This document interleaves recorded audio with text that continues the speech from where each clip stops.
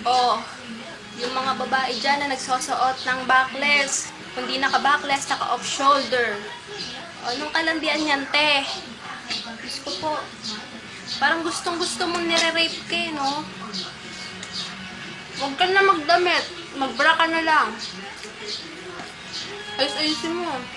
Tagayin ko yung mukha mo. Landi?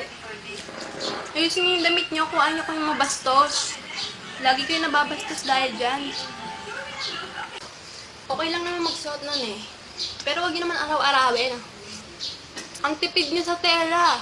Kay usap. Tigilan niyo na yung kaartean niyo. Hindi bagay sa inyo. Visit kayo. Saka yung mga maaarte sa pagkain dyan. Gusto, kumain pa doon sa Jollibee, McDo, Mac, Pizza Hut. Naku, pero wala kang panload. Gusto mo kumain doon sa mga sosyalan, pero wala kang panload. Real talk yun ah. Tapos mga pabebe, kung kumain ng chichirya, ganito. Kunwari lang. Yan.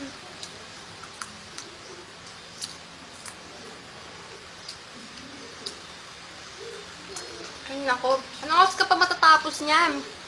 Pabebe ka. Ang arte mo. Saka ano pa ba yun?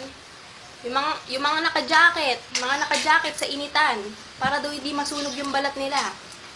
Oy kuya, ang OA mo. Kubarin, real talk, varsity pa, varsity jacket. Kubarin mo yung varsity jacket na yun, ang asim. Tignan mo yung kilikili, basang-basa. Tiis pogi, tiis ganda. Tapos, yung mga maaarte magsalita. Sabi, OMG, it's so GRRR. Duh, what's that? Oh, I'm gonna go there. Mainit dito. Baka masunog yung skin ko. Yeah. Sko. Isa pa, kokotongan na kita. Yung kaibigan ko, sinasabi na mga ganyan mga pabebeng salita.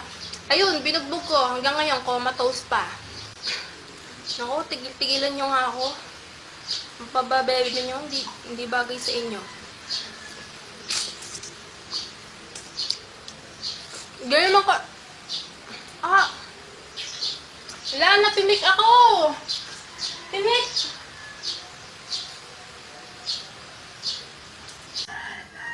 Basta, yun lang. Bakit pa bebe, okay? Galit ako sa pabebe. Ganyan mo... Na?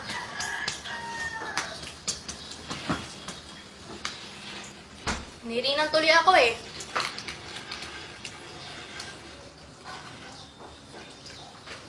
Saka pala yung mga pabebe sa pag-inom. Makikinom na nga lang, ang arte-arte pa. Kapag iinom, hiramin, tapos kailangan punasan. Hanggang dito pinupunasan. Ano te, syunga ka? Niinom ba tong part na to? Hanggang dito pinupunasan mo. Grabe kayo. Ano? Yun lang. Tandaan yun ah.